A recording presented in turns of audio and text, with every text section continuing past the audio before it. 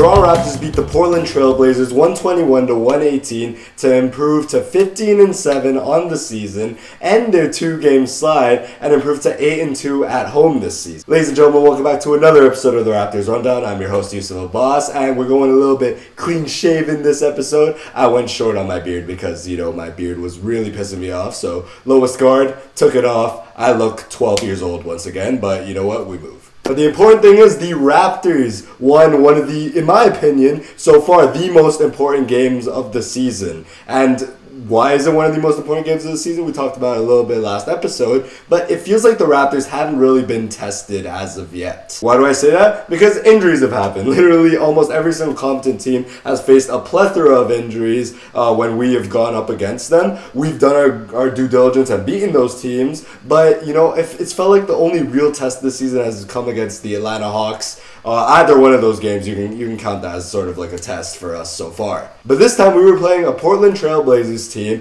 who were way better than their record says. They were 8-12 or whatever going into this game, and they're one of the true tests that we can play. I know they're not fully healthy either, but they only have Drew Holiday and Damian Lillard. I guess Scoot Henderson's still returning, and then Matisse Thybulle is always out. But this is a competent team. This is a team that's beaten some really good some really good teams in the NBA. They just beat the Cleveland Cavaliers, who we were raving about that win, and they're the only team in the entire league to have beaten the Oklahoma City Thunder. So take of that what you will. This is a team that could not be overlooked whatsoever. And it started off very nerve-wracking. It started off very similar to the New York Knicks game, where they quite literally could not miss. I saw a little bit more effort versus them than compared to the New York Knicks, but overall it just wasn't enough. And Toumani Camara, he just could not miss. We did a weird thing where we doubled Deni Avdija way too much, but that's not even the biggest issue. He's an insane player. Like, he gets to his spot so effortlessly. You have to send that double. But the way we doubled was way too lazy, and it led to some really wide open threes for Toumani Camara. Sidi Sissoko hit one. Chris Murray hit a couple.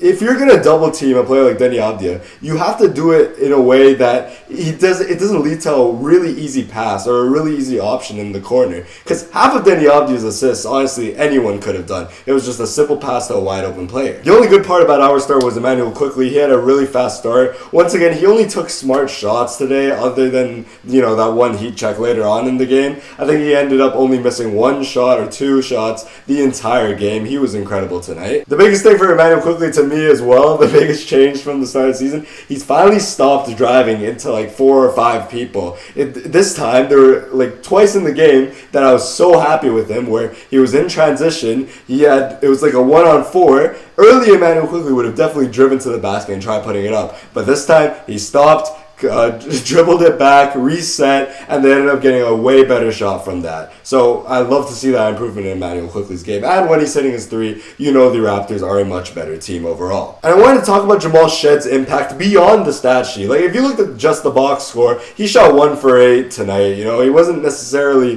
the best shooter and the best threat offensively, but the impact that he has defensively is unmatched. He came in and brought this next level of effort, and credit to the bench as well, but it felt like it was spearheaded by him, and it actually led to him having a career-high 5 steals in the first half, one of which got me extremely hyped because it was him just reaching for the ball over the much bigger Donovan Clingan. He's just a dog, and he actually ended up guarding Deni Avdija for most of this game, which I would love to see a lot more in the future. He played him extremely well today, and I would love to see him continue to get these assignments. The reason Portland kept coming back into this game is that we had this really weird tendency to either take shots super early in the shot clock or really freaking late in the shot clock. We'll talk a little bit about those issues because we really ran into those in the clutch. Can we have a conversation about Jakob Poeltl? Because his impact genuinely might be some of the best in the NBA, and it is why that he's such a darling to these advanced stats. He's always in the right positions offensively.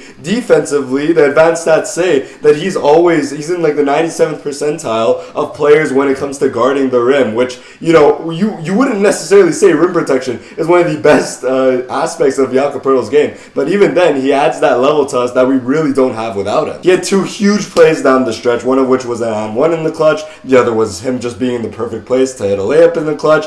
And also, there was also a play where he hit this insane acrobatic layup. I think it was in the third quarter. The play before he tried it, but Donovan Clingan might have blocked him, I think, or maybe he missed the layup. And then he tries it once again in transition, and I had no idea his body could move like that in the air. Jakob Poeltl's impact is just so important to our team. You see, we are a completely different team with him out there. You don't ever have to worry about the rebounding issues. We were great rebounding the ball tonight. You don't have to worry about that extra rim presence when someone gets blown by. You have Jakob Poeltl there as that source of rim protection, just steadily being there for you every single time. It is so helpful to us, and I pray that by the end of the season he is able to play some back-to-backs, because we have a stretch of a bunch of back-to-backs coming up, and Jakob Poeltl probably going to be rested in one of those two games every single time. He's already not playing against LA. I guess they wanted to rest him for the harder matchups so that we can get a sort of guaranteed win against Charlotte. Not really sure about that strategy from Darko Rajakovic, but I just hope that Jakob Poeltl can become healthy enough to play these back-to-backs, because we desperately need him out there. This is where I wanted to talk about what a great game it was for Gradey Dick tonight, and he really bounced back after some lackluster performances. What was the difference tonight? He just took much smarter shots, and I felt like for the first time, and I don't even know how many games, he took mid-ranges. Not just one, but 3 mid-ranges. And let me just tell you something. The mid-range from Gradey Dick is pretty much automatic. I don't know why he doesn't shoot those more, because the biggest issue for Gradey Dick as of late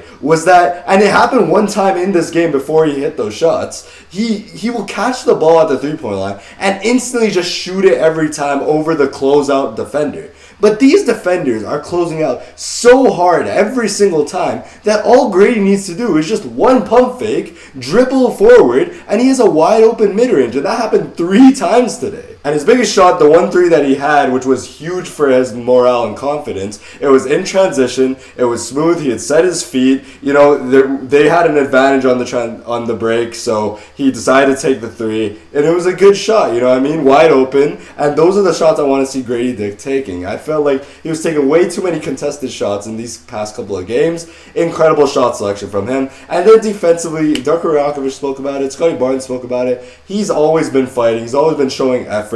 His hands have been really good this season. It's felt like he's gotten his hands on the ball quite a bit. Deflections, steals. He's been super good on that side of the ball. He's been exceeding expectations in my opinion. Just want to see a similar shot selection to tonight in the future games from Gradey Dick. But then the fourth quarter, the Raptors got out to about a 16-point lead, and just like always, just like recently, we end up giving up a 10-0 run, another lead in the clutch, and with a couple minutes left, it was like a single possession game, and the Portland Trail Blazers actually had a chance. I just want to say this, Scottie Barnes does not touch the ball nearly enough in the clutch, and I will say this, for my player of the game, that is sort of the reason why these leads are being blown. I spoke about it a little bit in the last video, but I will say it again. The amount of times that we waste so much time on the shot clock just trying to get into these actions for Brandon Ingram to get an ISO, it's astounding, because every single time, without fail, it's like he gets the ball with 6 or 8 seconds left on the shot clock, and then we're forcing him into taking a really tough mid-range, not giving him nearly enough time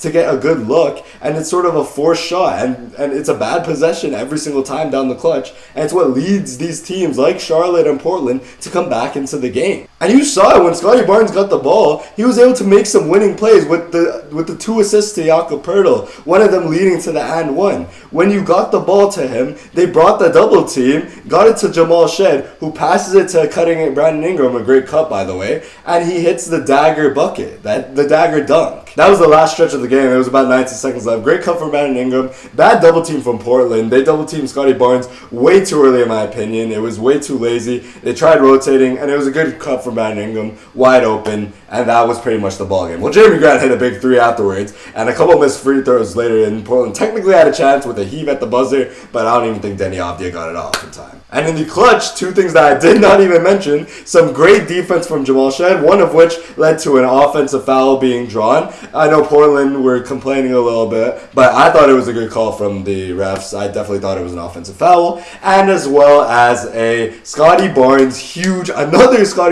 huge clutch block for, I will say it, my defensive player of the year. And yes, after looking at the replay, Jamal Shead absolutely fouled Deni Avdija, but I have something to say about that. talent. I think it's time we have a little bit of a conversation about Deni Avdija, because he has been playing like incredible stat-wise. I see all of these stats, like he's averaging 30 points per game, near 30 points per game on this efficient shooting. And then you take a deeper dive into the stats. You take a deeper dive into some of these games. And I just want to make everyone aware, at least. You know, maybe he's great at drawing contact. Maybe he's great at allowing players to jump on his pump fakes.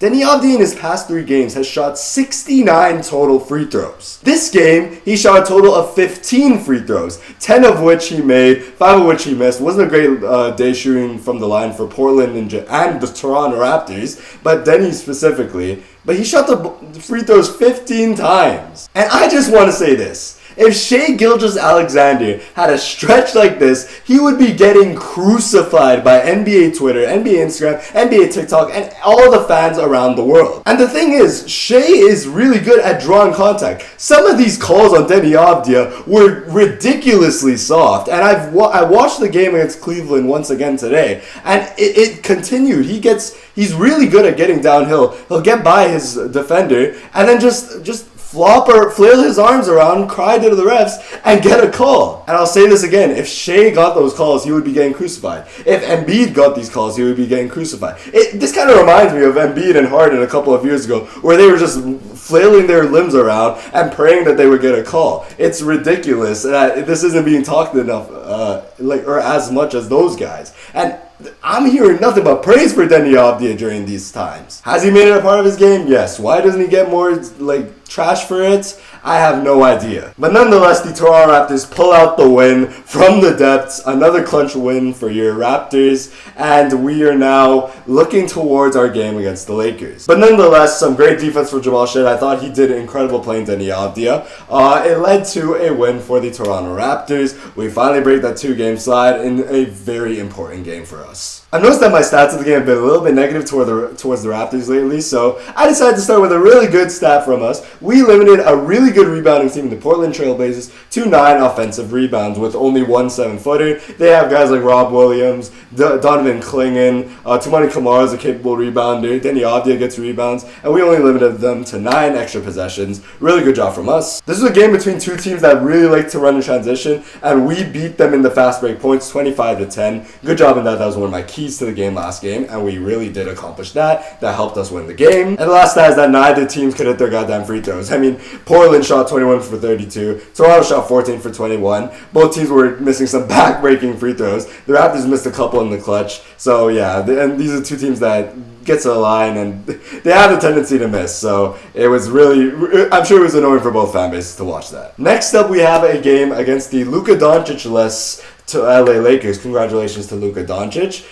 He is apparently flying to Slovenia for the birth of his 2nd child, so congratulations to him. But he's not going to be playing tomorrow, meaning one of the keys to the game, the biggest ones, is that we have to contain Austin Reeves, because he is going to have the greenest light of all green lights. He's already shooting so many shots this season.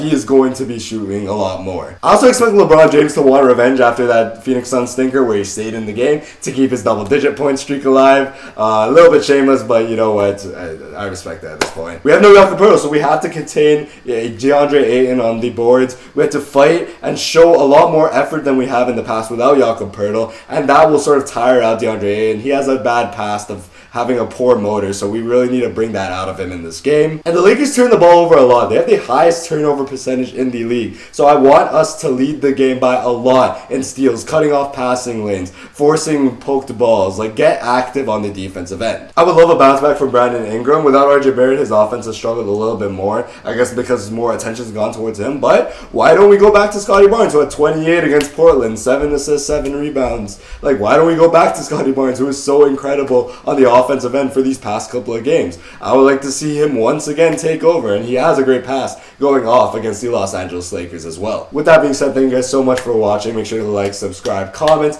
and yeah, I will see you guys in the next episode of the Raptors Rundown. Peace out.